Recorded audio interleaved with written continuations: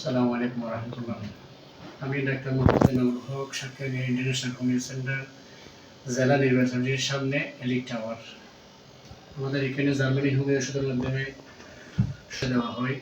এখন আমাদের সামনে কথা বলবেন আমাদের এক রোগীর হাজবেন্ড মোহাম্মদ আবুল বাশর। আপনি আমাদের এখানে কি জন্য আসছিলেন?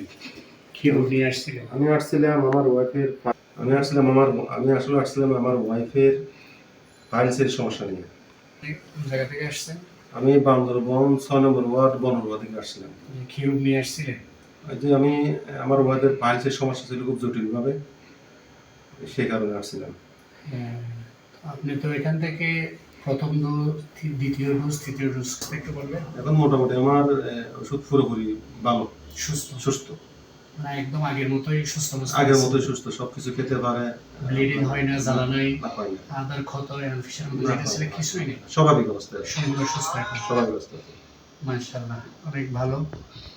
আমরাও চাইতেছি প্রত্যেকটা রোগী যাতে এভাবে সামগ্রিকভাবে ভালোভাবে সুন্দর হয়, আরাম পায়, আরোগ্য লাভ করে, আমাদের কাম্য সেটা। ভাই আমাদের আরেক ভাই আসছেন মোহাম্মদ কাউসার ভাই। বান্দরবান সদরের মধ্যে এই চেম্বারটা আছে, আরেকটা আছে আমাদের খেরানিহাট মাংসী হাসপাতালের নিস্তালাতে।